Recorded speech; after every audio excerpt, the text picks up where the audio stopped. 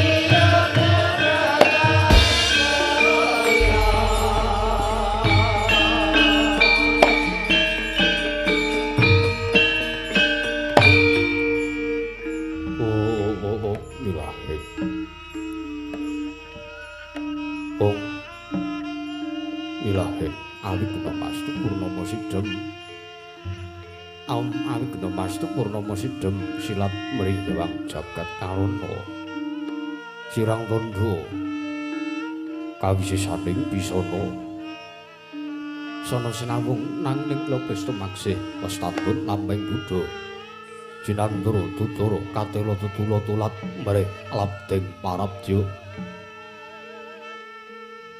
wini sedaya upama prameng niskara ananta dudu ing jaman purwa gangga gangga trigangga Durga mendhak kala sirna pinardi tameng lalta manggata kapusana haning gebita taungging pralambang matumpa-tumpa marma panggung panggeng panggunggung sang maruhang kata segebyar dumadining wayang purwa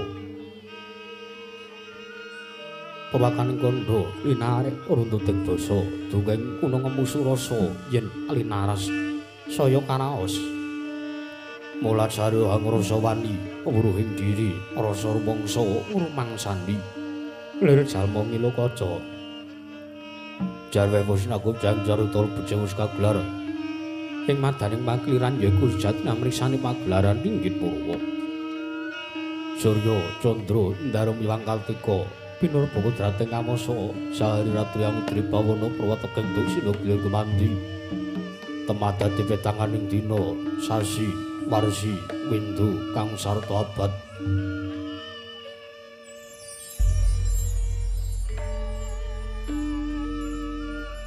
Tenungan mangkarto ising rambun toya japating krembya dado padhang kutu-kutu walang atoga buron wana nyang buron toya dadi obranan tanpa wijalan padhang tamangan sinaring sanggewang nanging ngarsa murbawani jagat Mungging jagar wetan tuk mungup-mungup mungging kalingan mukrabang merengangah. Lamun kaek sayah andilat-dilato bumi. Saya dangu sumur sangguang arep katon semeblak kanan kira ngabang wis jenar. Kapot paman senari sangguang basanta tanem to katon ijo royo-royo manggu gunung. Ingkang katon biru moyo-moyo. Pucing gunung iki melandut akasile marang Bancana, lenggat lenggut ngandung ya gunung Makutha Mega. Tan metawi sedang usuleng kawula tasih dene larsa angupaya buka karep tegal sawayi. Anglo Ruslo Datana Budhati sinambi sendonan sesindenan mikul garulu kune angkir ngrojo kayane sawanana pirembagan Samarwangi. Sanggang Arkasa dangu saya inggil mus katon melos nari jagat dunung inggih kiblat papan lor kidul wetan saha kulon. Sinaring jagat kang samira Buddha arep Buddha arep berkekuwung parandri datan wonten ingkang amandhaning kekuwunging Maraja negari ing Amarta. Ya negari Indraprastha, ya negari ing Cintakapura, ya negari ing Batana Kawarsa. Nurimbi garis 100 nanto kali 1000 jangkep tinaga. Krana negara Ngamarta dumadi saking pulo-pulo bebanjaran. Sinasapan toya benawi tinambi ombeng samudra binang langut kang tanpa pagut. Pegating paningal kapantok luting Cakrawala, pane-pane cakrek ing wisik sawana ki nebing jurang. Corong kinepung gue serung kinarya siswing peksi lawet yang sarang burung wonten ugi pasisir antarsasana jembar kebeganing pasir gemelaring garis pinggir tanem tuwang rembuyung royo-royo karang gedri arwir-wiron lopo bumi subur pasiten mawur satengah tinandur tangkar tumangkar kawuryan dadi gunung-gunung beban sing kadang rangsang langit lengguk lampahe toya kang mijil saking sendang-sendang pening tirtane iline kang pinara-para, playune kang tinambi wadhuk binendung-bendung kinaruh angileni sawah nyang pategalaning Narakesma. Mokal pangleng tenep bebasan datana bumi sak cengkang selo. Sada tinandrang kang mrangapi Pandhawa Bathari Sanggara pasabinan Yaya Rukmi saregang minangka Pratiwi. Om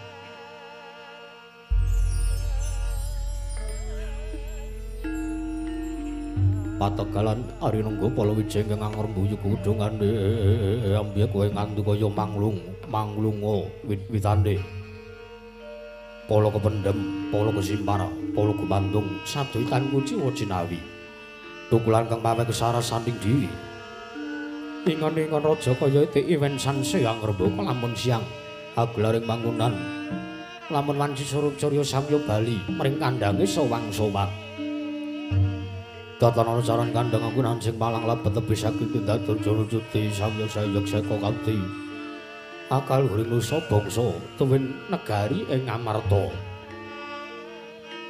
Wanaga ngembanging gunung anggung rinaksa mrih lestari tumurun tratu merah sada dadi huruk-huruk aneng lingkungan langkung-langkung lamun to tinaliti sampun samya samet maring sesanggeman sapen tebi saking tindak sansaya sinansaya Wada winodananing umat sinamantan daya dinayan sawiji mapan sejatining jejiban kang pinuji temah mawujud manunggaling cipta rasa karsa kang satemah mbabar karya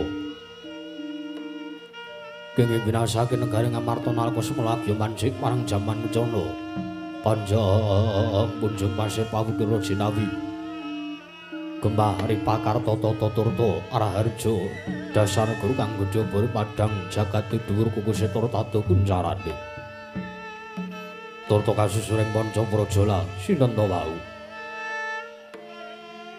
ingkang asta pusaring adil bangsa negari Ngamarta wasana pernai dewi-dewi lamun kethek arane Pragusa buta arane Praceka dewa wisik pandhita peparat lamun nalindra wenang jejuluk nenggih Sang Maha Prabu Sri Darma Kusuma ya Sang Nata Prabu Puntadewa ya Sang Nata Prabu Yudhistira ya Sang Nata Gunatali Krama ya Sang Ajata Satru ya Sada Dwija Kangka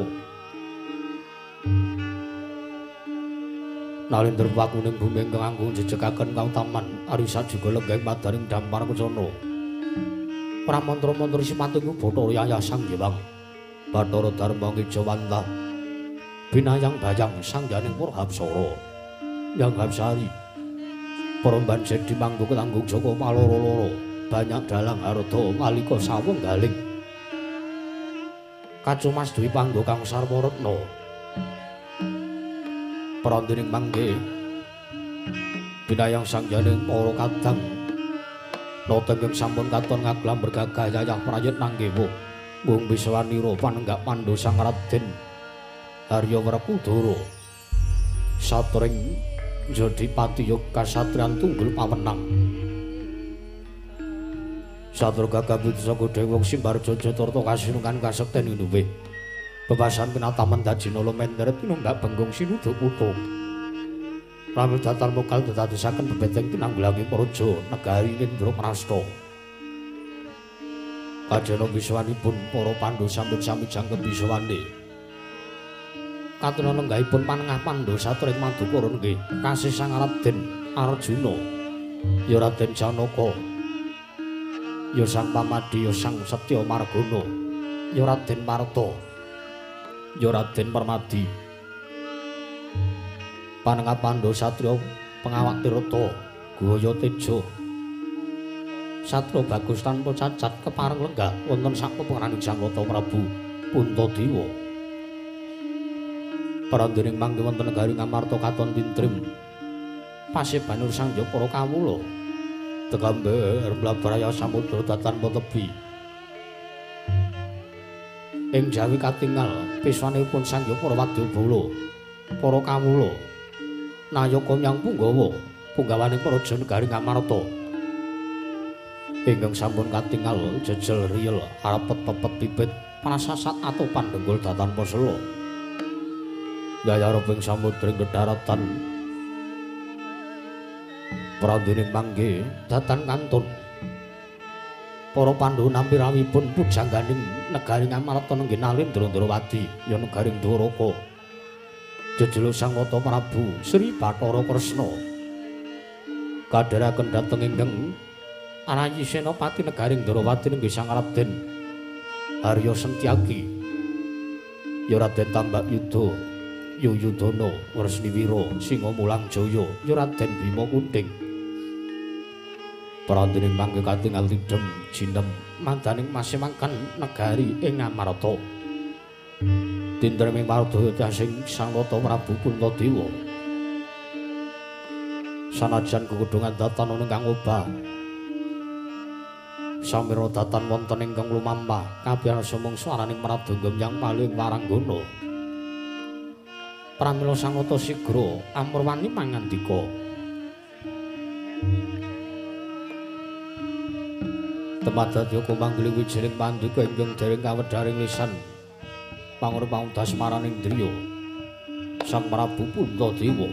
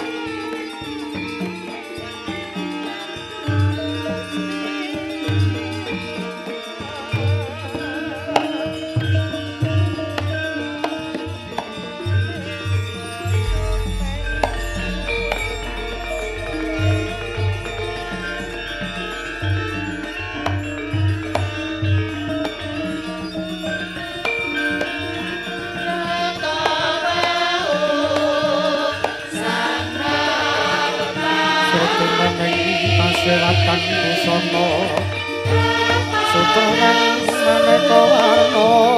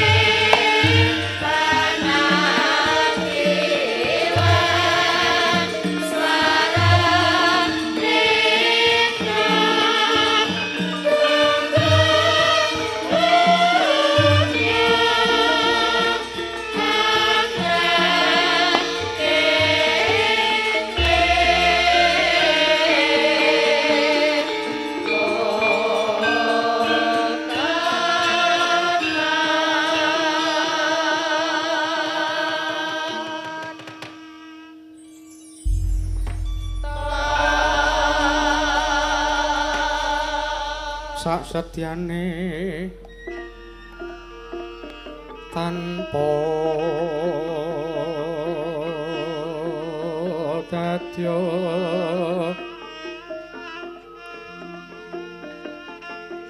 sacipta-cipta tan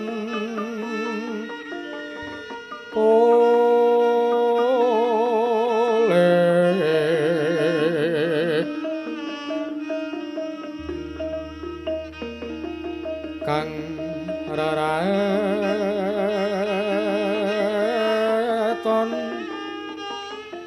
raton rentes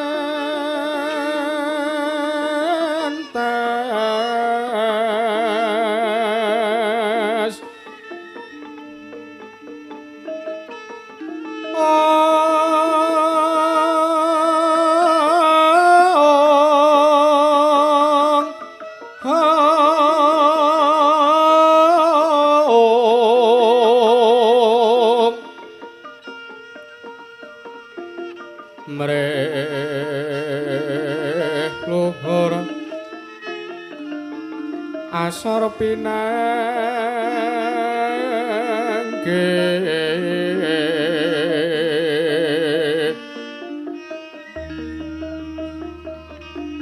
pependukung nekani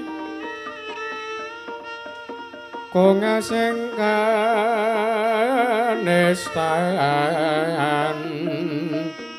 nipun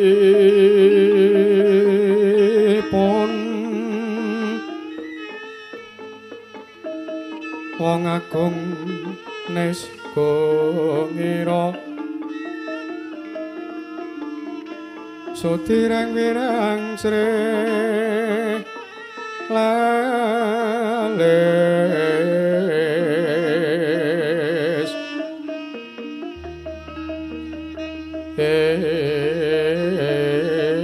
ingkang cilik tan tolehing cilik oh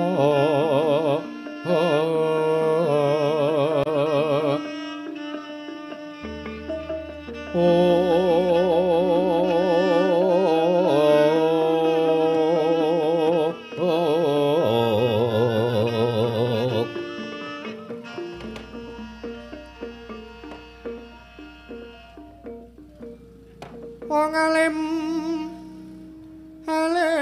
pu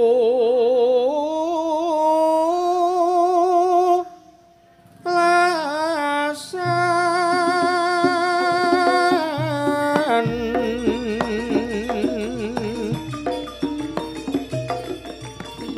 jaba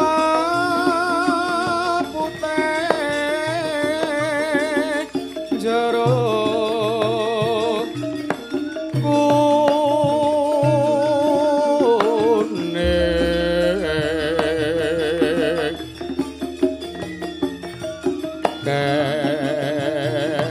kejan momang sama siat madat madon minum main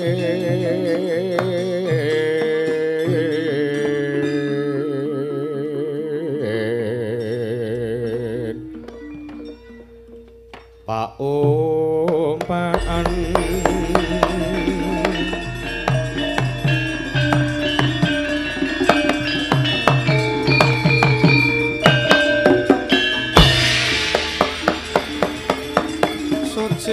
suci mung bentusi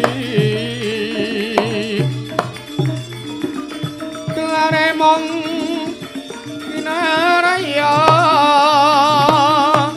apos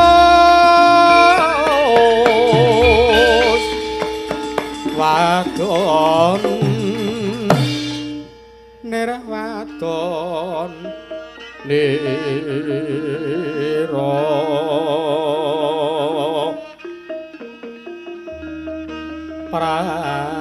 prabaweng saloko rukmi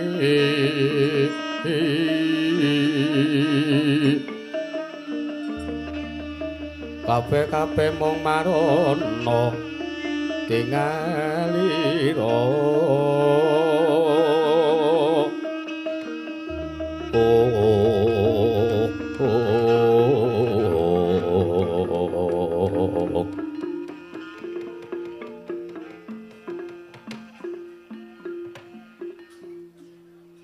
Anjrah ingkang puspita rum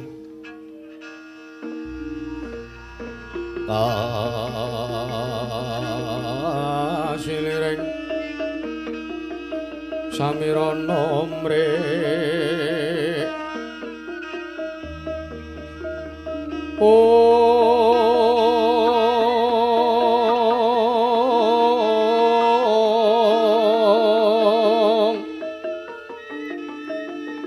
sekar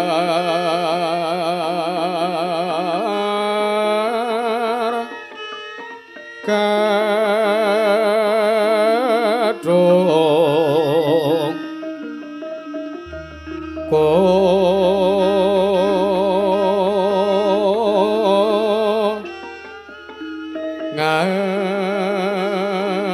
ngas kandhana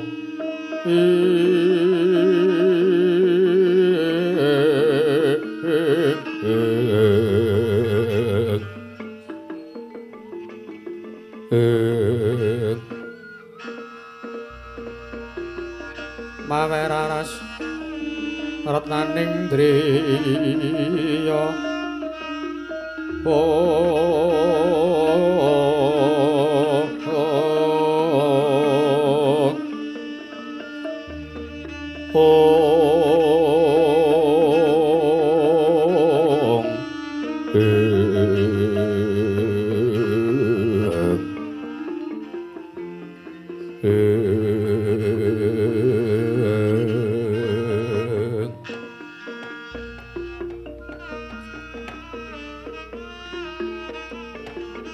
Niwang Agung muga ngayomuna marang para janegari ngamarta sak isinipun nun mangke Koko Prabu pengayoman kula Koko Prabu jimat sesembahan kula pengayoman kula wonten ing Madyapada prapting dolahan nun mangke Koko Prabu Sri Bathara Kresna sarwa paduka Jeng Koko Prabu Ndarawati rawuh wonten para janegari ngamarta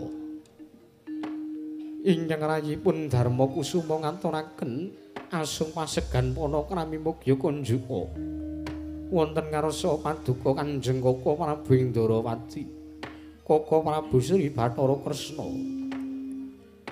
niwang suksmana mangadilinu kuwi ana sasmentaning sun jagat wasisaning Bathara wong bawena langgeng sinunggih datanawrat Nona ninggih Yayi Prabu kawula nona ninggih Wanter sabda paduka Yayi Prabu Darma Kusuma Yayi sami ajami dhateng wiswanipun ingkang Raka Indrawati anggen kula sawan wonten Praja Negari Ngamarta banget damel bombong casing manahipun ingkang Raka ing Dwaraka asung pasegan Panakrami sampun kula tampi damel tentrem tiasing ingkang Raka ing Dwaraka Yayi mboten langkung kula ngaturaken salam taklim kula mugi kunjuka wonten ngarsa paduka Yayi Prabu Darma Kusuma Yayi Prabu Puntadewa Koko Prabu kasinggihan salam taklim paduka sampun katampi damel bombong tiasing manahipun ingkang rayipun Puntadewa mboten langkung kaprayogana lenggah paduka wonten Datulaya Praja Negari Ngamarta Koko Prabu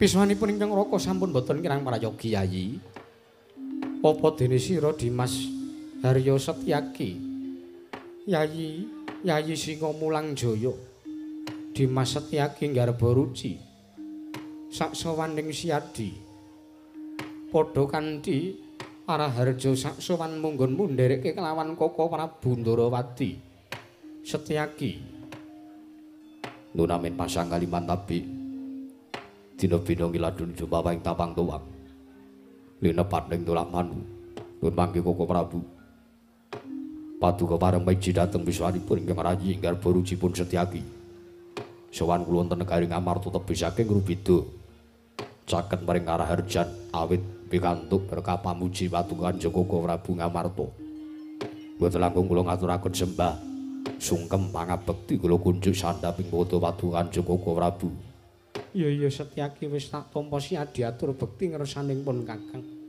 ora lewat pangestuning pun Kakang wae tampanana Setyaki sampun sanget anggen kawula pundi ndadosaken simat maripe dayana kasatusan prayogana sowanmu Setyaki sampun boten gerang prayogi wisawan kula wah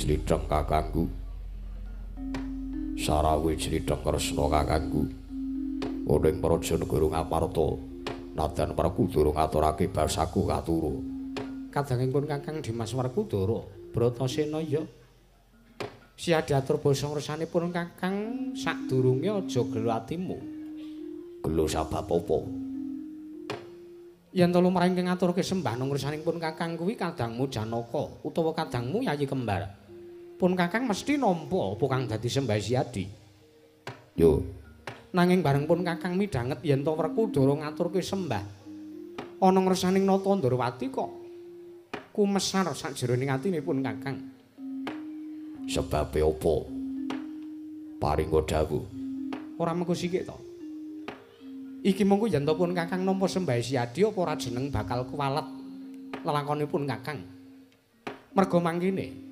kondanging jagat padha nyebutake sing keduga kuwat nampa sembah Werkudara kuwi mung dewamu ya dewe ingkang ngayomi marang Bratasena ya kuwi Sang Hyang Ruci Bathara ya Dewa Ruci lah pun Kakang iki dudu saperangan sartanipun Kakang ora ndini wewenang tumrap nggone siadi ngaturke sembah ngersanipun Kakang mengko gek-gek aja-aja nggih nggone siadi ngaturke sembah bekti ngersanipun Kakang Ndrawati iki mengko ngemu walat ingkang bakal mbebayani marang uripipun Kakang Kresna kakangku Werkudara piye Werkudara kuwi taruna Kresna kuwi werda iya banjur karepmu raya wis lumrah yen to taruna ngaturke sembah ngersaning werda yen to bab perkara lelakonku karo Sang Hyang Ruci Bathara kuwi rak lelakonku dhewe teges kuwi urip ing wis pancen tak sandhang nanging iki tata upacara kerajaan gelem ora gelem bisa ora iso kowe kudu nampa sembah Werkudara ya nadyan kanthi kepeksa Werkudara sembahmu tak tampa pangestuku tampanana yo Kepeksa. Iya. Mbok sing kelas. Pun Kakang wedi nek kualat. Wah. Ya wis. Pangestumu kapan-kapan tak jupuke wenehno kono. Lho sik piye to ki? Pangestu kok kapan-kapan arep dijupuk kon wenehke kene iki anggepe barang ngono apa kepiye?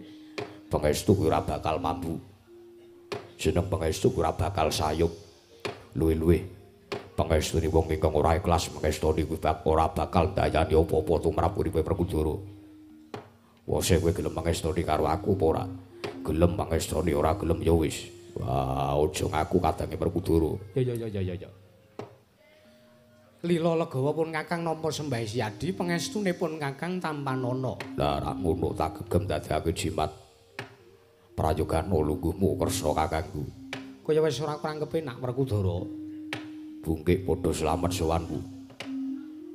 Pikantuk pinawi ngawidadan ring sambikala sowan kula Kakang Mas. Pareng kula ngaturaken sembah sungkem mangabekti kula kunjuk. Yo tak tampa pangestuning Werkudara Tampanana sampun sanget anggen kawula pundi. Koko Prabu Nadan ingkang rayi ing Madukara. Pun Arjuna ngaturaken sembah sungkem pangabekti kula kunjuk Koko Prabu. Yayi Arjuna iya permadi tak tampa. Pangestuning pun Kakang wae Tampanana nana ninggih sampun sanget anggen kawula pundi. Yayi Setyaki padha kanthi harja sak sowanmu. Lho inggih Kakang Mas. Pamujinipun Kakang Mas sowan kula wilujeng kula ngaturaken sembah bekti kula kunjuk. Iya. Tak tampa pangestuning Arjuna wae Tampanana sampun sanget anggen kawula pundi. Prayogakna sowanmu Sencaki sampun boten kirang prayogi. Nuwun sewu Koko Prabu. Sewu lepat diagung pangaksami aturipun ingkang rayipun Darma Kusuma. Kronten arep dirandhat ngen kula ngacarani rawuh paduka njeng Koko Prabu ingkang tuhu. Sengkan-sengkan tanpa pepoyan menawi alit utusan gandhek sak kembaran. Agengipun utusan Ayaka Praja saking negari Indrawati. Nanging kenging punapi sak mangke paduka rawuh wonten Praja negari Ngamarta piyambakan kewala Koko Prabu. Namung pun dherekaken kalian Yayi Setyaki Garba Ruci. Duh Koko Prabu ingkang rayipun Darma Kusuma nyadong deduka menawi wonten wigatos tumunten kula suwun kawedharna ing kathah. Nulya sak mangke kababarna dimen pun pidhangetaken sangjaning para kawula dasih. Kosok wangsulipun menawi sedaya perkara ingkang badhe paduka dawuhaken menika wadi tumraping para kadang setunagingipun para nayaka. Awi kula dherekaken manjing saklebeting kedatona Pancatur Netra kelawan ingkang rayipun Darma Kusuma Koko Prabu ya jagat pangestu wayah Bathara jagat. Yayi Prabu Darma Kusuma kula nuwun sewu. Koko Prabu Kresna Kadiparan. Nuwun sewu. Kagesutaning manahipun ingkang Raka Ndrawati sareng kula tampi mangandika paduka. Paring dawuh mekaten dhateng ingkang Raka ing Dwaraka. Menapa kintenipun kula yuswa kula ingkang sampun keladuk sepuh utawi kosok wangsulipun paduka ingkang kalebyan sangka sakanthahing kewajiban kamarajan negari Ngamarta ngantos sak mangke tigang ari kapengker paduka paring nawala dhateng resanipun ingkang Raka Ndwaraka. Wasing nawala surasaning nawala ingkang Raka Ndrawati kaboyong sowan kula katimbalan saha resanipun para kadang-kadang kula para Pandhawa. Duh Yayi, sedaya menika badhe kula tanjihaken, sedaya perkawis menika kula badhe nungsung mamarta wonten ngarsa paduka Yayi Prabu Darma Kusuma. Sampun ngantos wonten araos ingkang mesigul wonten salebeting manah paduka. Jernyatanipun kula matur ingkang kados mekaten menika kula wau namung ngrasaken pirembagan. Tigangane kapengker paduka Yayi Prabu Puntadewa paring nawala dhateng ingkang Raka Indrawati lho Yayi Prabu.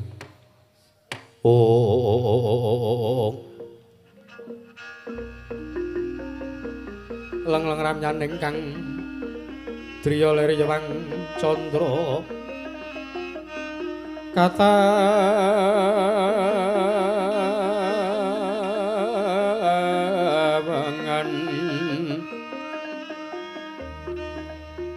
sumuk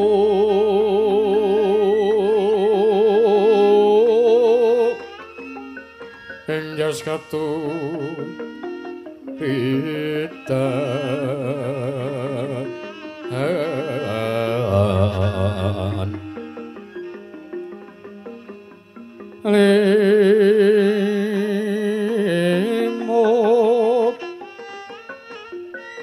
lemot kapyarsaning roci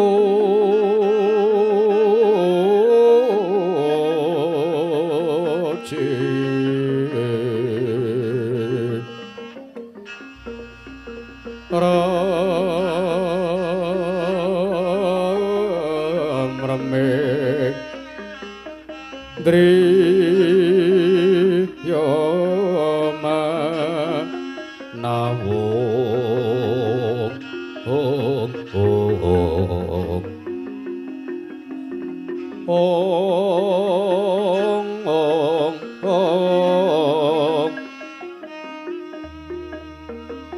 kakawunging yawang wisesa tanana kang kuciwa raras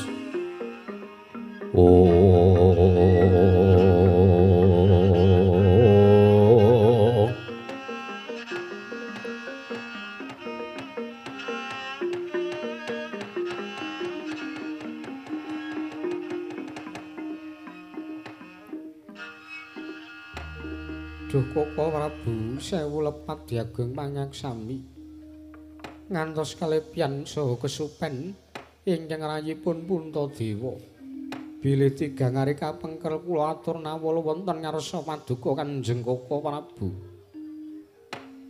estu sakmangke kula tansah ngantu-antu rawuh paduka Kanjeng Koko Prabu minjang menapa para Pandhawa keduga saged nampi dawuhipun nata ing Ndarawati inggih Koko Prabu Sri Bathara Kresna ingkang tuhu titih Sang Hyang Bathara Suman inggih Sang Hyang Bathara Wisnu Dewa ingkang tansah andhum kabagyan saha dewa ingkang tansah andhum katentreman Koko Prabu sejatosipun kula namung badhe matur saha kula nyuwun igu artikel tuwin pamrayogi tuwin keparenga sakmangke Koko Prabu paring pemadhang pepajar tumrap manahipun para Pandhawa miwah manahipun para kawula wonten Praja Negari Ngamarta ingkang sampun wonten tigang candra menika sakmangke kados dene kawula ingkang bingung negari ingkang suwung kamangka kathah sakathing sangya para kawula ingkang sakmangke samya nampi iman saking ngarsaning Gusti rejeki mung kemapan wonten Praja Negari Ngamarta menika tansah ginanjar lan sedaya boten wonten kendhatipun para kawula ugi sami manembah sumuyut manungkul wonten ngarsaning Gusti pangeranipun piyambak-piyambak nanging kenging menapa Koko Prabu sakmangke para kawula kados dene koncatan dhateng jati dirinipun piyambak sareng kula nampi saha sareng kula nyumurupi rawuh paduka Kanjeng Koko Prabu lair lan batos cemeplong raos sing manahipun ingkang rayipun Darma Kusuma pindhane kadya siniram tirta wahyuning sewindu Koko Prabu Ndarawati ya jagat pangestu rayahu Bathara jagat nuwun sewu sedaya para kawula wonten negari Ngamarta kula kinten sampun boten kekilapan malih jernyata negari Ngamarta menika pun pandegani dening salah satunggiling Nalendra ingkang tuhu berbudi bawa leksana. Lire menapa Yayi?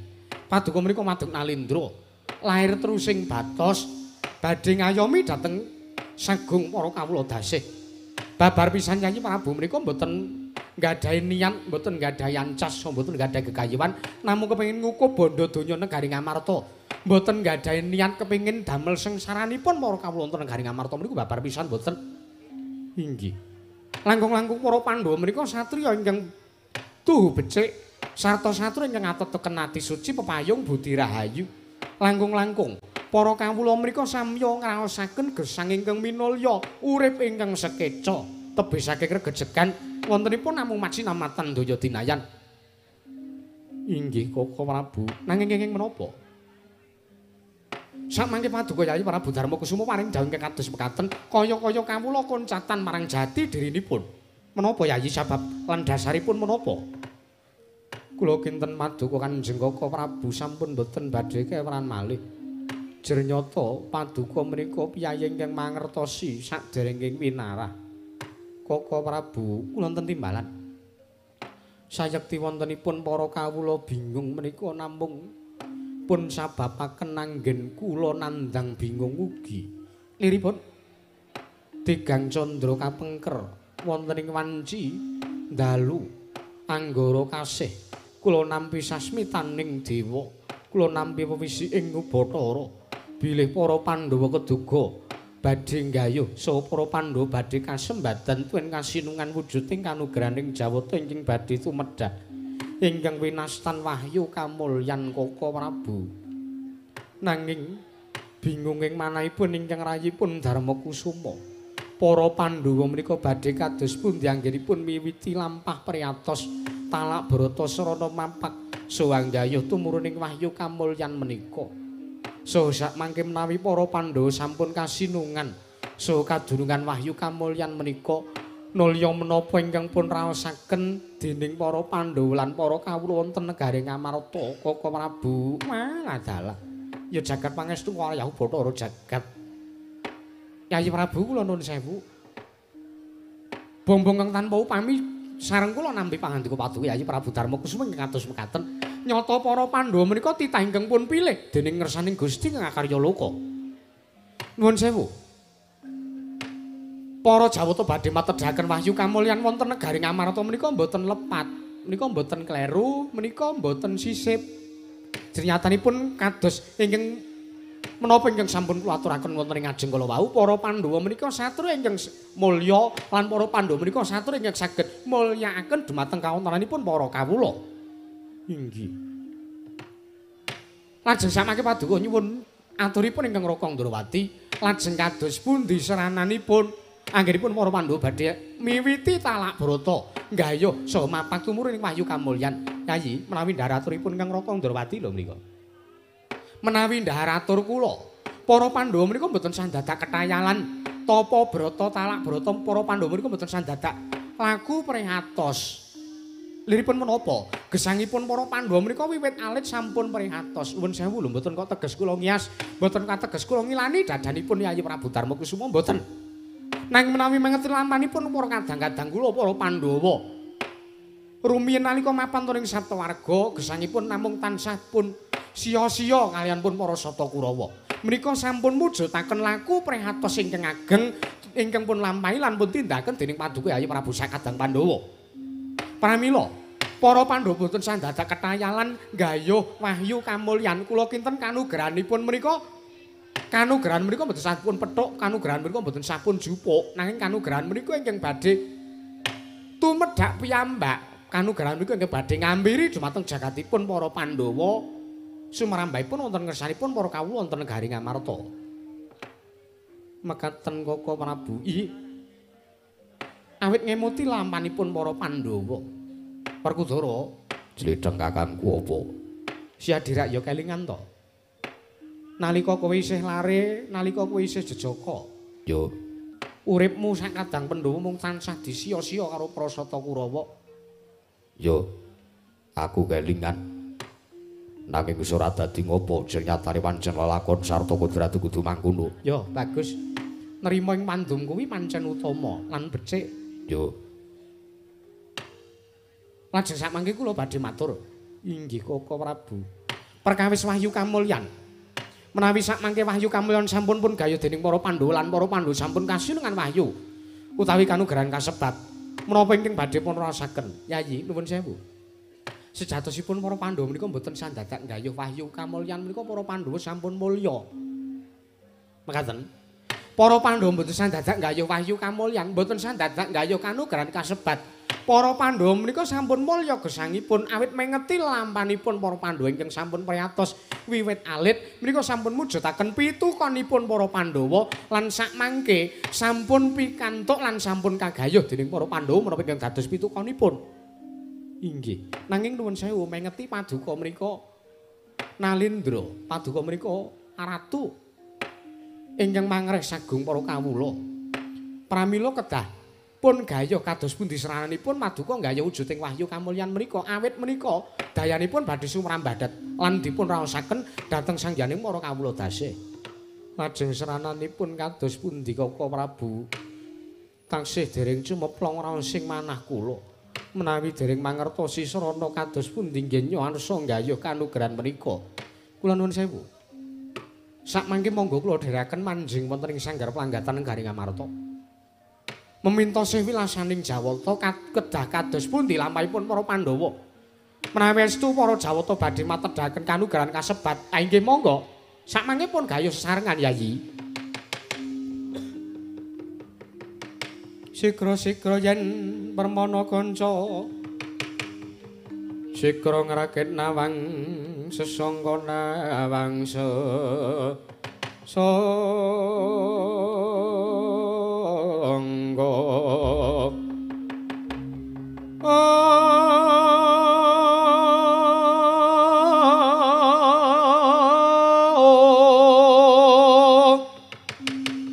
Nalendra mbek marwa sing sang katri gumulung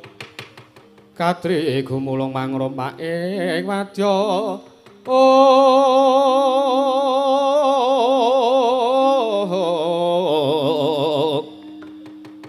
Kurda kurare kagiri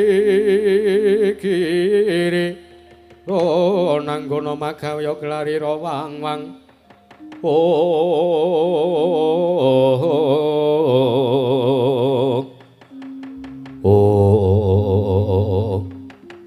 Didumateng kawontenan pasewaken Garing Amarta nalika semanten. Dadudatan mobadatan musik legeng nganti kaya pratima golek kencan nunggih nata ing Amarta Sang Prabu Puntadewa.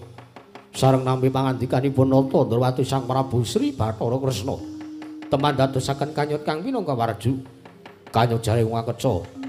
Warju jaring waganten nginanga durung abangi durung manjing dasaring pertala kang saru geger njaba. Pihak ngarsa tangkeping mriku pasiban bono amuk apa to kang dadi darunane. Ora ana macana putri gajeng ing medhot saka wantulanku Jawi Amung. Praptanipun pandhita ing Sukalima serayan saking negaring Astina nggih Sang Tapa Begawandura. Ingkang minggah matring datuya praja Negaring Amarta mancat Pancaniti. Nyang sangganing para kawula dasih kanca ana daya piyak-piyak jaluk dalan wedi dalan.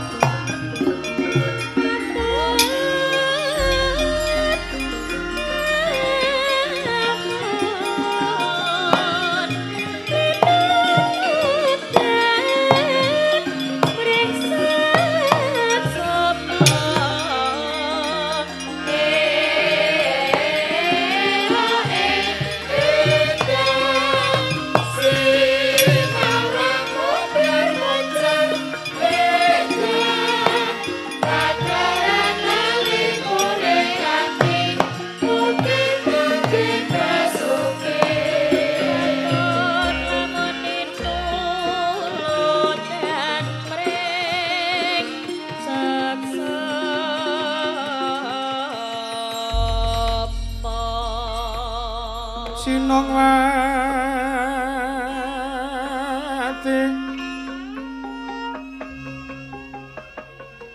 Sinong wati jagat kinari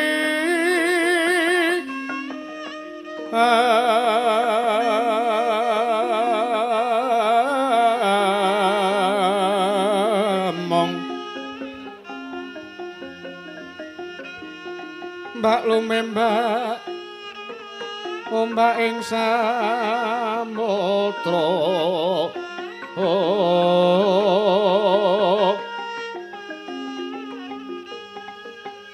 ae ana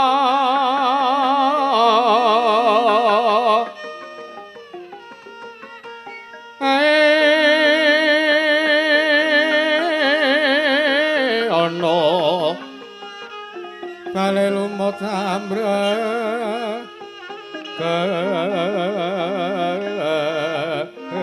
kanggeng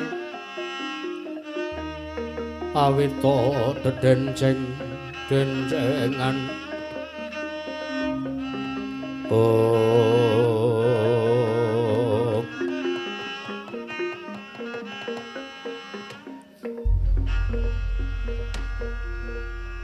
Niwang Agung mugi ngayom ana marang para janegari ngamarta saisinipun.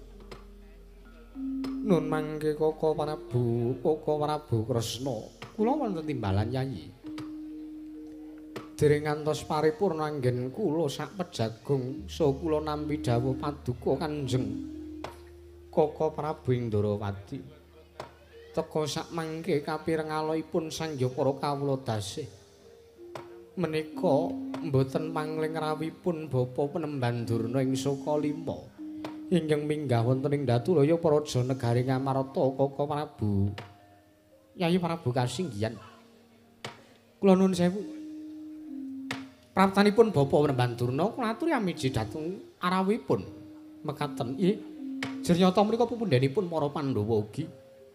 Inggih Koko Prabu. Nggih. Nuwun sewu. Paduka Yayi Prabu kedah nglenggahi bawa laksana minangka Nalendra Yayi. Ngestaken dawuh paduka Kanjeng Koko Prabu. Kula aturi marayogaken lenggahipun sampun boten kirang marayogi. Nun mangke Bapa Penemban Durna. Bapa Penemban Kumbayana inggih Bapa Penembaning Sokalima. Sarawa paduka Bapa Penemban Durna wonten negari Ngamarta ingkang putrapun Darmakusuma ngaturaken pambagya raharja mugi kunjuk wonten ngarsa paduka Kanjeng utawi Bapa Penemban Durna ing Sokalima Bapa Penemban Kumbayana astaka swala sila pratapa samarante hawela gamanaka kula kaprit kantil bututing selikur. Nuwun sewu Nger, kula naknan inggih,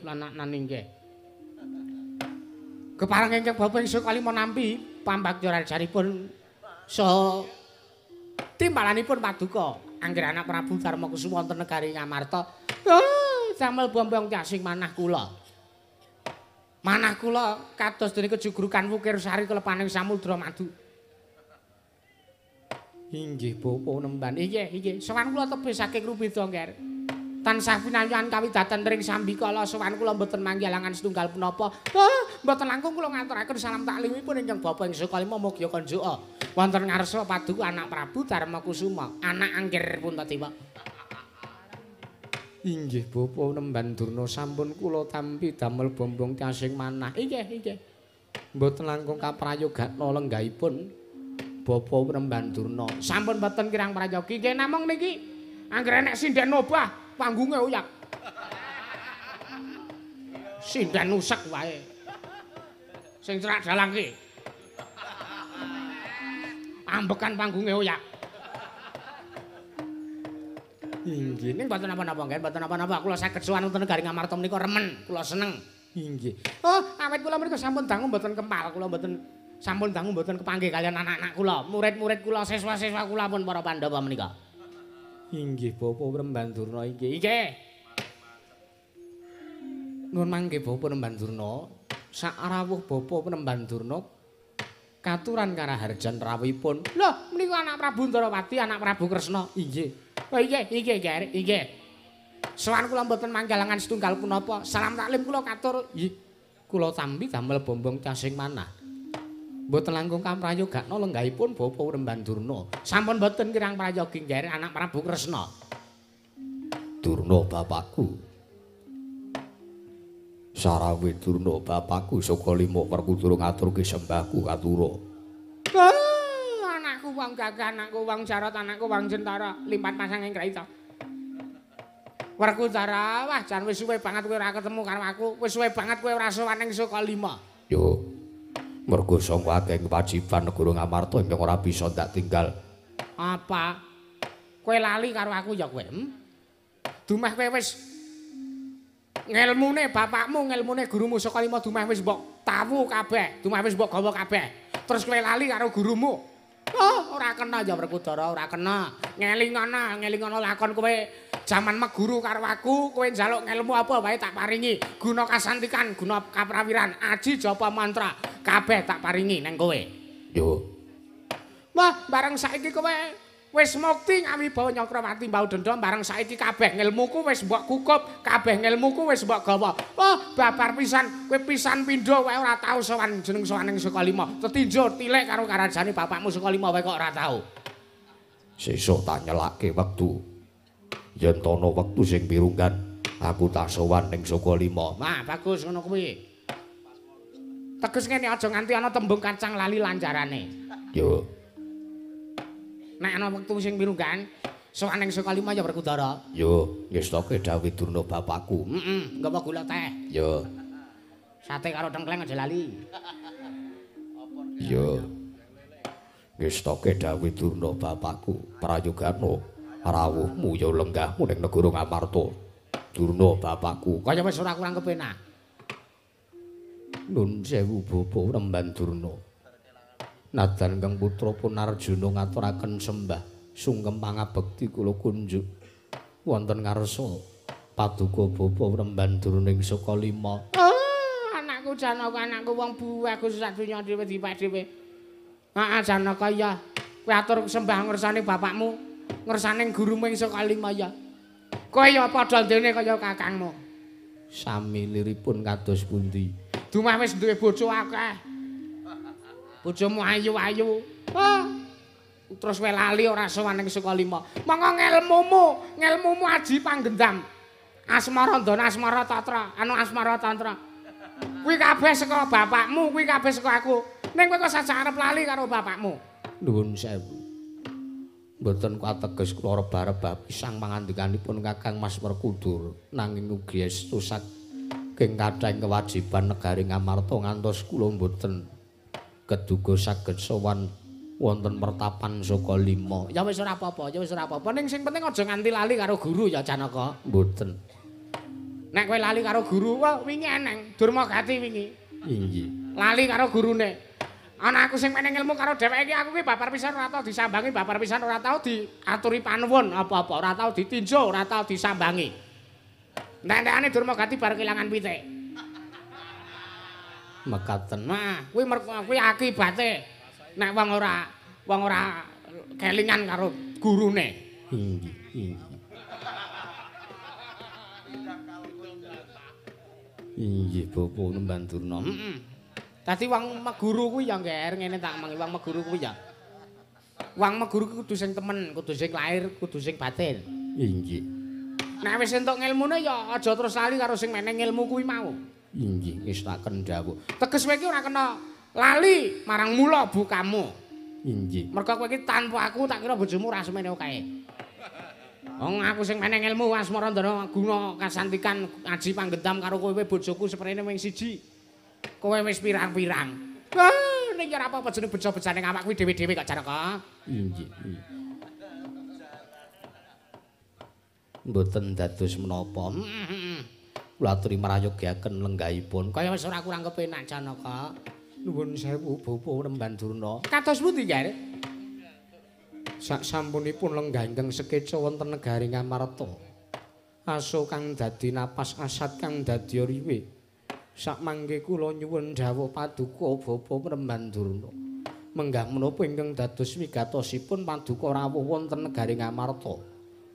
Sajak semunipun gimbol wigati. Nuwun sewu, Ger. Nuwun sewu sedaya lepat kula diagung pangaksami.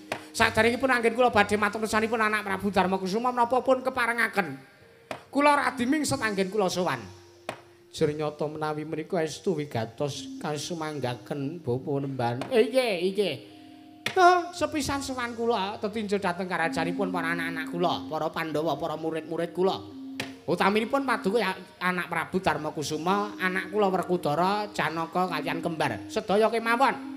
Inggih ngaturaken panuwun. Ndungkap monggo kalih. Wah, menawipun keparengaken kula tak crita, Nger. Menawipun keparengaken kula tak criyos. Menawi dipun keparengaken kula tak crita, kula tak matur. Kawontenan kasunyatanipun sing saknyatane ing dumadi wonten negari Ngastina.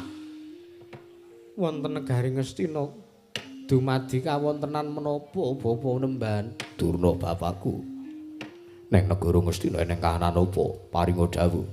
Wah, mbok menawa para Pandhawa bisa menehi senjata pitulung utawa sabiyantu yen to pancen ana kahanan ingkang bebayani ingkang tumanduk ning negara Ngastina. Werkudara iya. Ya, mula paringa dawuh. Nuwun sewu, Nger. Kados menawi sampun pun aturaken anak kula pun Werkudara. Sawanipun ingkang Bapak ing Sukalima menika Blakasuta kemawon boten kula tutup-tutupi. Cekak satur kula badhe nyuwun senjata pitulung wonten ngarsanipun para Pandhawa. Badhe nyuwun senjata pitulung. Nggih. Lajeng menapa ingkang badhe paduka suwun Bapak Nemban? Sampun boten tigang candra, Nger. Negari Ngastina menika kados dene negari Ketaman Pagebluk. Kathah sanjaning para kawula dase ingkang esuk lara sore ketiwasan, sore lara enjang kapralaya. Menika kathah sanget kedadosanipun. Kamangka sampun sedaya serana menika sampun dipun lampahi, sedaya serana sampun dipun tindakaken dening anak Prabu Jaka Pitana wonten Gagar Wigar Tatan Antuk Karya. Datan wonten setunggal kemawon serana ingkang keduga bisa damel serana wayaning praja negari Ngastina. Uwal saking bebendu, uwal saking Pagebluk menika. Inggih. Kawontenanipun menika nuwun sewu lho, Nger. Kawontenanipun menika kula badhe criyos sekedhik kemawon. Kawontenanipun wonten negari Ngastina menika mbebangeri. Kawontenanipun wonten negari Gacahaya menika Ndrawasi. Liripun Ndrawasi. Pokoke medeni banget. Nandur kacang esuk ditandur, sore tuwuhe suket. Nandur pari esuk ditandur, wengi tuwuhe jagung. Nuwun sewu. Menika kawontenan ingkang aneh-aneh, menika kawontenan ingkang mbebangeri, kawontenan ingkang bebayani wonten negari Ngastina. Lajeng samangke ugi wonten lho, Nger. Tiyang ingkang nembe ewuh mantu, ngunduh mantu wonten negari Ngastina menika. Mantene wedok mati deksek ngoten. Mangka pas nembe Manasuka niku campur sari dangdutan. Jaipongan. Sindane 7 gawa kabeh. Rikala semana mantene wedok mati. Inggih. Mboten dangu. Sing lenang nggih mati, mantene lenang nggih mati. Inggih. Lajeng melih uyon-uyon nanggap uyon-uyon pengendange modar teksek. Nembe buka kinanti sandung nyang tak ketak tundang pengendange modar teksek tak. Uyon-uyon menika. Inggih. Oh, pokoke mbebangeri banget, mbepayani banget. Estu medeni. Kula menawi sumpah kula matur napa wontene. Kula aturi niti pirsa piyambak. Kawontenipun wonten Garing Astina, kula aturi niti pirsa piyambak. Inggih. Wayangan wonten penyaron mati nggih penyaron. Inggih. Damel giris bapa remban. Wah, damel giris, pokoke medeni banget. Oh, kawonten ing maten menika kula wau kula seranani nggih, kula seranani alon-alon. Kula seranani alon-alon lah kok jebul tinemune kathah serane sampun kula tempuh, kathah serane sampun kula lame kula tindaken. Wonten ing gagar wigatan untuk karya setunggal kemawon boten wonten serane kudu saged damel uwal Negari Ngastina saking bebendu uwal Negari Ngastina saking Pagebluk menika. Inggih. Nggih. Oh, dumadakan samangke anak Prabu Duryudana paring dawuh kaliyan kula. Bapak Premban nuwun sewu. Kula nyuwun senjata pitulung paduka Bapa Premban Durna sak saged-saged jernyatanipun paduka Bapa Premban Durna ing Sukalima menika tuhu pujangganing para Sata Kurawa, pujangganing Negari Ngastina. Pramila babar pisan kula suwun kanthi sanget kersa nyuwun dawuhipun para Jawata kersa minta sih wilasaning dewa. Sejatosipun menapa ingkang sakmangke dadosaken sabab kawontenan Negari Ngastina dumados lan kraosaken kados mekaten lan sakmangke sarana menapa ingkang saged pun tempuh anggenipun Negari Ngastina badhe waliya nirmala temajati jati temah mulya menika. Inggih. Tumuli kula wangsul teng Pertapan Sukalima nggih. Kula wangsul teng Pertapan Sukalima. Kula bar didhawuhi anak Prabu Duryudana ngaten menika kula wangsul teng Pertapan Sukalima. Inggih. Kondur dateng Pertapan nulya ndedonga. Mboten majang riyin kula ngelih. Inggih. Bibar kula nedha, tumuli kula manjing minggah wonten ing sanggar pelanggatan, sanggar pamujan. Kula semedi malah dining. Inggih. Wah, kula mbesem dupa menyan ratus. 3 kerdus kula buang kabeh sak kerdus-kerduse. Ngantos kumebul ponang dupa, ponang menyan ratus dayanipun. Menika sarana anggen kula ndedonga nyuwun sih wilasaning dewa. Dumadakan, Ger. Mboten kanthi kanyana-nyana. Dewa Jawata tumedhak wonten ing Pertapan Sukalima. Wonten dewa ingkang tumedhak wonten ing Pertapan Sukalima. Nggih. Titinipun menapa? Nuwun sewu. Wonten angin Mak Sring ngoten. Angin Mak Sring semridit. Sumribit angin ratri tansah ngenteni. Menika kula raosaken damel tintrim sartanipun damel tentrem manahipun ingkang Bapak ing Sukalima. Tumuli dewa menika samangke paring dawuh dhateng kula sinasa mboten wonten wujudipun namung dumeling tanpa wujud suwanten ingkang tanpa wonten gambaripun rupanipun utawi wujudanipun paring dawuh dhateng ingkang Bapak ing Sukalima. Oh ilahing. Sekaring bawana langgeng Masnama Sidam sekaring bawana. Begawan Durna Kumbayana. Jeneng kita njaluk senjata pitulung ana ngarsa ulun. Ulun iki dewa saka Kayewangan ning Suralaya. Lan ulun dewa saka Kayewangan Sidik Pangudal-udal niku dewane kalih. Inggih. Teges Iwang Pikulun Bathara Guru kalan Iwang Pikulun Bathara Narada. Nggih Iwang Pikulun Bathara sinten? Narada. Iwang Pikulun Bathara Narada. Ingkang boten saged noleh menika ta? Menawi mboten saged noleh menapa mbotenipun kula mboten mangertos. Oh ngaten. Inggih. Mrika paring dawuh dhateng kula. Inggih. Dawuhipun menapa? Dawuhipun ngaten. Durna, jeneng kita duweni kadang kinasih ingkang mapan ning Prajanegara Ngamarta, ya kuwi para Pandhawa. Jeneng kita Praptawa, sawana ana ngersaning para Pandhawa, sak perlu nyuwun senjata pitulung ana ngersaning para Pandhawa, ya kuwi sarana nyuwun ngambil wujuding pustaka Jamus Myang Jimat Kalimasada. Oh, kula midhanget pangandikaning kados ngaten niku, kula ajeng nyuwun pirsa kalih dewane. Sira ajeng kula takoni, numami mboten dipun maringaken wujuding pustaka menika kados pundi serananipun, alternatifipun menapa ning dewa Selak Kesusu Kondur. Inggih. Dasaripun. Nah iki dasaripun dewa Selak Kesusu Kondur menika angin semribit menika wau ilang. Maklap ngoten. Terus hawane dadi sumuk banget nika. Sumuk banget. Kipas telu kula uripe kabeh. Inggih. Oh, nuwun sewu, Nger. Pramila sampun cetha dawuhipun para dewa kados mekaten kula nyuwun senjata pitulungipun Paduka Anak Prabu Darma Kusuma sakadang Pandhawa lan suku lan penggalih Paduka sakmangke maringaken wujudipun pustaka Jamus Hyang Jimat Kalimasata dhateng ngersanipun kebapa badhe kula ginaken minangka sarana tumbal wadaling Praja Negari Ngastina ing Taman Pagebluk menawi sakmangke Negari Ngastina sampun maluya nirmala temajati jati temah mulya wujuding pustaka Jamus Hyang Jimat Kalimasata badhe kula wangsulaken tersanipun para Pandhawa. Werkudara barep kakangku apa? Kepiye yen to kawonkanan ning Praja Negara Ngastina kedadiane mangkono munggo siadi tak pasrahke apa ora ndak caosake apa ora wujuding pusaka ya kang aran pustaka Jamus Hyang Jimat Kalimasata barep Werkudara piye yen to ndahar aturi Werkudara marata diagi paringna mesake kananing para kawula negara Ngastina luwih-luwih sing paring dawuh sartane sing nyuwun senjata pitulung Widurna bapakku. Durna kuwi akeh mening ilmu karo para Pandhawa. Mula aku ora uwel, Werkudara ora uwel. Aku ora arep nglencati. Idep-idep males budine Durna bapakku ingkang akeh lelabuhane. Paring ilmu karo para Pandhawa. Wah, wenehna barep kakangku. Arjuna kepiye? Semanten ugi kula Kaka Prabu. Samangke kula aturi masrahaken wujuding pustaka dhateng ngersanipun Bapa Penemban Durna kinarya sarana waluyaning Praja Negari Ngastina ingkang sakmangke ke Taman Pagebluk Kaka Prabu.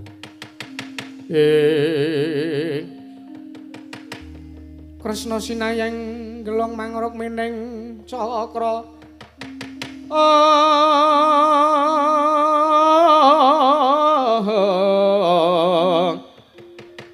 Kumitir mijel saking asta saking asta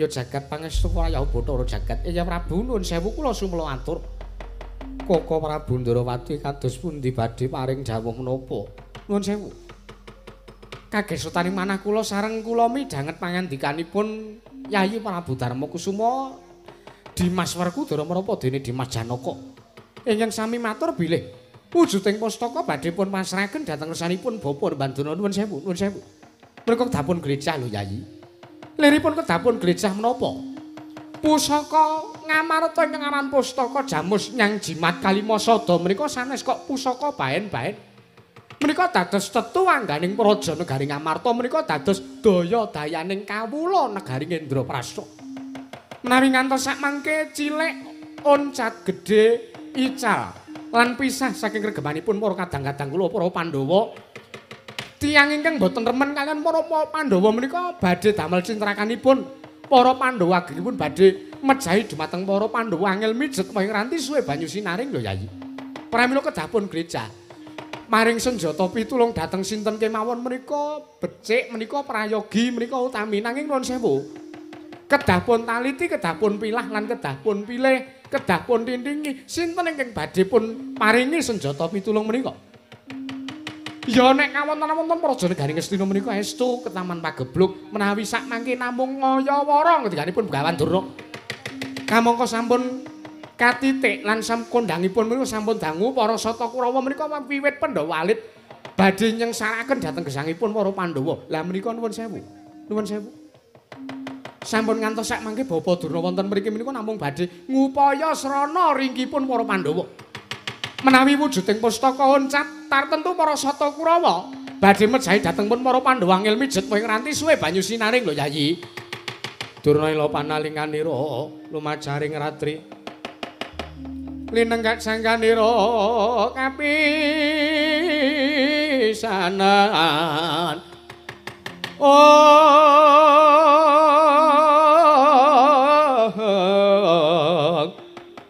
Aneng marang Bratayuda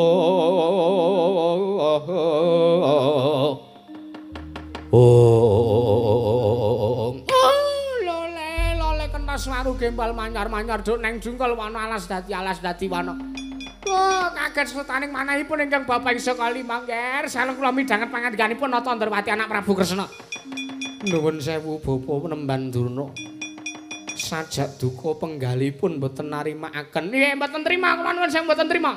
Nuwun sewu. menawi samangke para Pandhawa menika mboten badhe masrahaken wujuding pustaka dhateng kersanipun inggih bab ping 5 mesaken kawontenanipun para kawula wonten negari Ngastina. Mesake liripun menapa? Para kawula menika sami melet-melet kawontenanipun. Sampun wonten tigang Candra menika sami nandhang sungkawa awit ke Taman Pageblok menika nuwun sewu.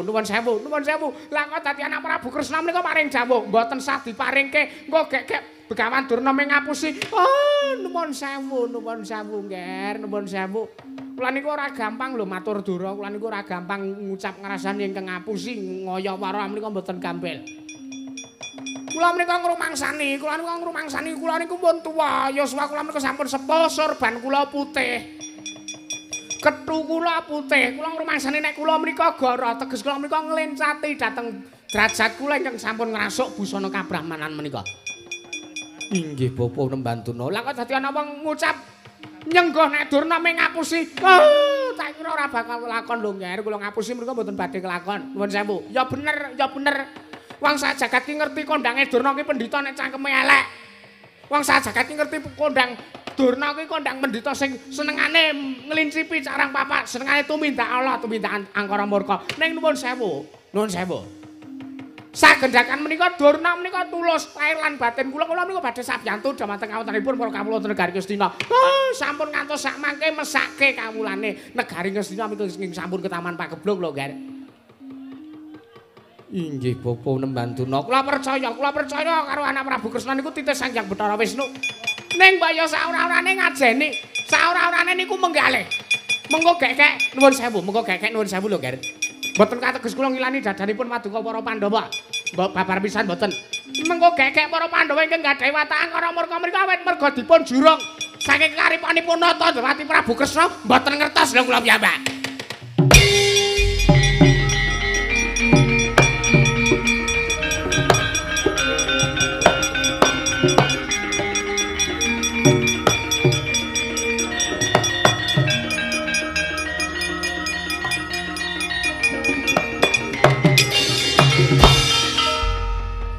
Ora tatanan. Ndruwili kaya grojokan perweteh kowe bethet saunapa pategalan ucapmu Begawan Durna. Sencaki kowe arep ngapa kowe? Arep ngapa kowe? Iki urusanku karo urusane Ratu Gustimu Prabu Kresna. Aku ora ana urusan karo Sencaki, aku ora babar pisan ora ndek perkara. Setyaki, wonten dawuh. Iki perkaraku karo perkarane Begawan Durna, kowe ora usah melu-melu. Nuwun sewu. Derajat kula menika senopati. Senopati menika wajibanipun ngayomi dhateng Ratu Gusti kula. Menawi Ratu Gusti kula diunek-unekke karo menungso dapure kaya Durna niku. Nek kula meneng wae. Teges kula menika senopati ingkang nglencati tanggung jawab kula. Ning rak ya sak ora-orane ngenteni para Bawasesa saka ngarsaning sun. Nuwun sewu, sampeyan wonten mriku ora namung daya to. Sampeyan kagungan Purbawasesa utusan kalian Sencaki menika ora nek mapan teng negara Ndrawati samprika mapan teng Amarta sakarep kula lek kula arep ngladeni karo Begawan Durna. Lha kok malah bocah iki kok sak geleme dhewe. Sampun kajengipun. Kowe arep ngapa kowe? Kowe arep senggo kowe? Kowe arep ngegongke derajatmu senopati dumeh kowe. Dumeh Ratu Gustimu tak unek-unekke, dumeh Ratu Gustimu tak undamana. Kowe arep ora nrimake? Anggepmu apa kowe? Apa kowe wani karo Begawan Durna? Apa kowe wani karo aku? Perkaraku karo para Pandhawa ora karo wong Ndrawati. Durna. Apa? Durna tak omongi apa ora? Nek nganti tok teruske aturmu kowe ancangkem ning negara Ngamarta, Sencaki sing ora negake. Wah, Bungge. Aja tok teruske. Kowe wani karo Durna bapakku. Kowe wani karo Durna bapakku. Cilik kowe nyenggol kulite Durna bapakku, gedhe kowe miloro karo Durna bapakku. Bungsuhe dudu Durna, ning bungsuhe Werkudara. Motor ora kowe, ngandel ora kowe. Ayo muni kowe. Wah, ngene iki lho guru iki nek akeh murite, ndek anak ning ndi-ndi ditresnani karo anak-anake. Nek aku ketaton lakon apa-apa ki mesti anak-anakku sak biyantu karo aku. Ayo, Gagi. Senggolan kulite Durna bapakku. Janji kowe wani nyenggol kulite Durna bapakku, bungsuhe Werkudara. Ya kon nyenggol ya ampuk.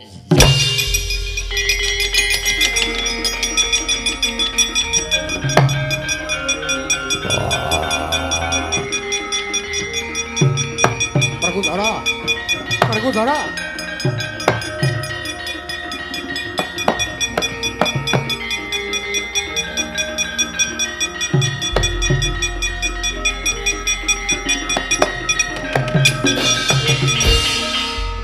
Rungsa ratatanan salin perkara ora karo Durna ning karo Werkudara. Werkudara.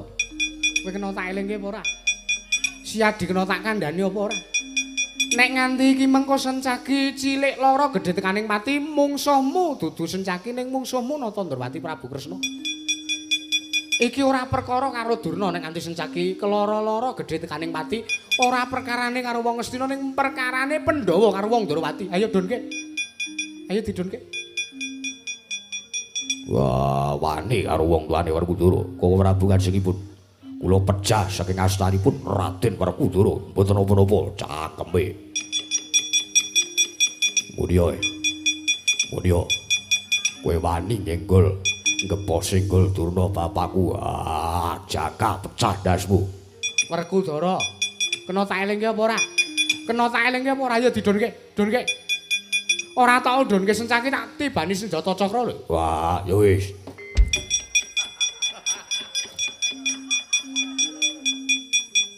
Sembetengan ora lara ora Sencaki. Saged kok, Prabu. Kula pun tibake Wis ora apa-apa. Ya sageleme dhewe kowe iki ya luput. Kowe luput ning kowe dipilara karo Werkudara aku ya ora nrimake. Iya. Sesuk meneh ya Sencaki. Kados pundi? Nek urung nampa dawuh saka pun Kakang umpamane Durna kuwi gawe perkara ning negara Ngamarta. Durna ngundhamana sing ora-ora. Nek Siadi wis entuk dawuh saka pun Kakang mangkatane nek urung entuk dawuh ya aja mangkat. Ih. Wis tak kendhawuh. Rungokke ra.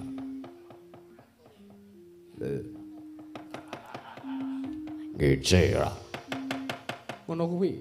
Ih, wis tak kendhawuh. Arep kowe senopati ning ora kena tumindak sageleme dhewe. Ih. Nyun papunten Koko Prabu. Iya. Umpama aku wis dawuh karo kowe, Sencaki Durna gawe perkara, antemana kowe lagi budal. Lah, ra ngaten.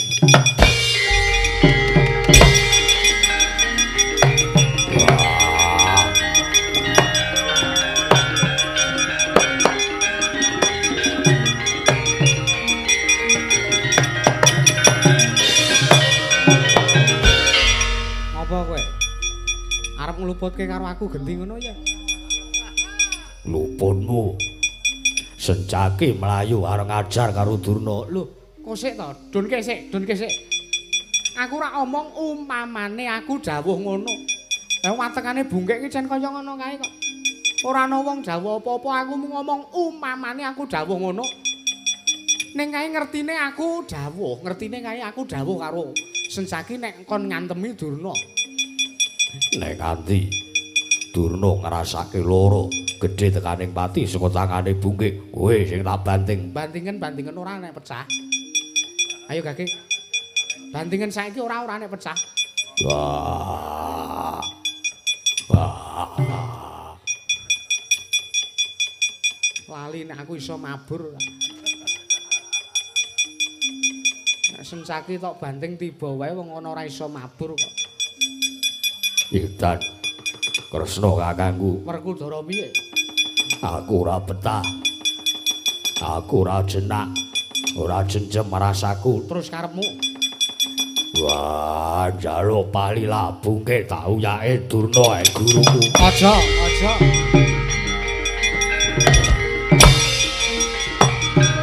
Wela.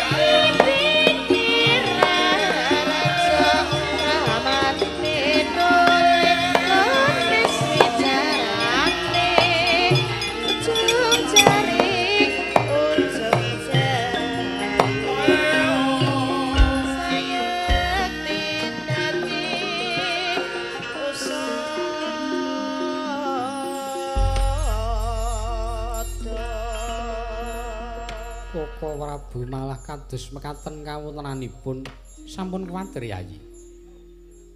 Perkawis anggenipun Sencaki kalian Werkudara badhe bandha yuda menika sakmangke kula ingkang nentremaken. Inggih Koko Prabu. Borong kawontenan menika dumateng paduka Kanjeng Koko Prabu Kresna. Ingkang baken sampun ngantos sakmangke. Yayi Garba Ruci inggih Yayi Setyaki. Nandang kasoran tuwin kenging lelara awit saking astanipun kadang kula pun Dimas Werkudara. Perkawis menika gampil. Nggih, Koko Prabu. Nuwun sewu. Malah kala wau wonten ing masewakan kula kesupen bilih kula badhe matur wonten ngarsa paduka Yayi Prabu Darma Kusuma. Babagan menapa? Babagan wahyu kamulyan menika. Nuwun sewu. Sejatosipun Tigang Candra kapengker ingkang Raka Indrawati ugi sampun nampi wisik ing dewa. Wangsiting Bathara paring dawuh bilih wahyu kamulyan menika keduga para Pandhawa ingkang sagah saha kiyat nampi. Nanging nuwun sewu, menawi bab prayoganipun lan serananipun kados pundi ingkang Raka mrenggakaken lan menawi para Pandhawa ndharaturipun ingkang Raka Indrawati sakmangke kula aturi nyuwun dawuh saha nyuwun pitedah senjata pitulungipun yang wiyasa ing Saptawarga. Mekaten Koko Prabu. Prayoganipun monggo samangke kula aturi tindak sowan wonten ing pertapan Saptawarga lumawat alun-alun pepungkuran nyuwun dawuhipun yang abiyasa ing Saptawarga Yayi. Malah cumeplong ora sing manah kula menawi sakmangke badhe wonten ingkang nuntun dhateng lampahipun para Pandhawa. Koko Prabu pramila daya-daya sakmangke nulya para Pandhawa kakandya bidal dhateng ing pertapan Saptawarga. Nun ngesnaken dawuh Arjuna kula wonten paring dawuh. Bubarna kang padha sebut jenenging Senedya kundur ngedaton. Nun ngesnaken dawuh Koko Prabu. Nyuwun pamit madal pasilan. Sing ati-ati Arjuna, aja kaya bocah cilik, kaya wis ora ana dawuh maneh. Yayi Panengah Purnagati ning mananggilan. Arsa sang nata kundurang ngedaton jeluk saking damparang cana kinabit gambaran gading. Kadheraken sangjaning para banjedi manggung ketanggung Joko paloro-loro ingkang samya ngambil upacaraning prabot. Kawisinal saking mandura tindaknya sang Sri Naranata. Lamun Cinandra yayah Jawata kairing widodara widodari.